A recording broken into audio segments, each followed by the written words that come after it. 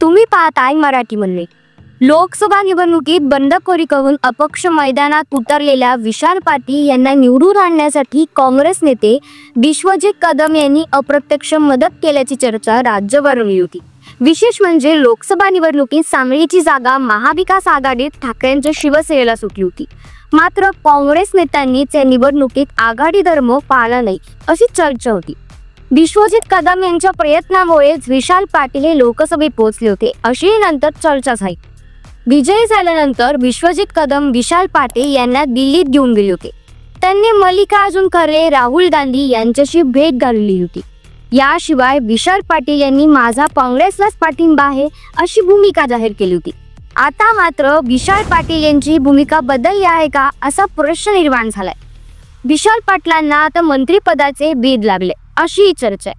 मिरजेतील एका कार्यक्रमात ग्रामविकास मंत्री जयकुमार गोरे व खासदार विशाल पाटील उपस्थित होते। या कार्यक्रमात विशाल पाटील यांनी एका योगायुगाचा उल्लेख केला। त्यांच्या या वक्तव्यामुळे आता सांगली जिल्ह्यासह काँग्रेसमध्ये खळबळ उडाली आहे। विशाल पाटील म्हणाले की जयकुमार गोरे प्रथम अपक्ष म्हणून निवडून आले, नंतर ते काँग्रेसमध्ये आमदार झाले, पुढे भाजपमध्ये गेले, आमदार झाले, मंत्रीही झाले। मीही अपक्ष म्हणून खासदार झालो।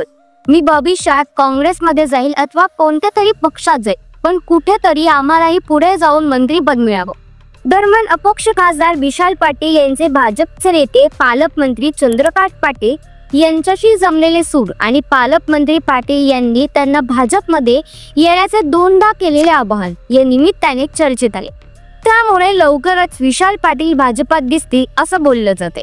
यावर तुम्हाला काय वाटतं? तुमचं मत आम्हाला कमेंट करून नक्की सांगा। आपल्या मराठी मंडळी यूट्यूब चॅनलवर नवीन असाल आणि अद्याप सबस्क्राईब केलं नसेल तर लगेच सबस्क्राईब करा आणि व्हिडिओ शेअर सुद्धा करा। धन्यवाद।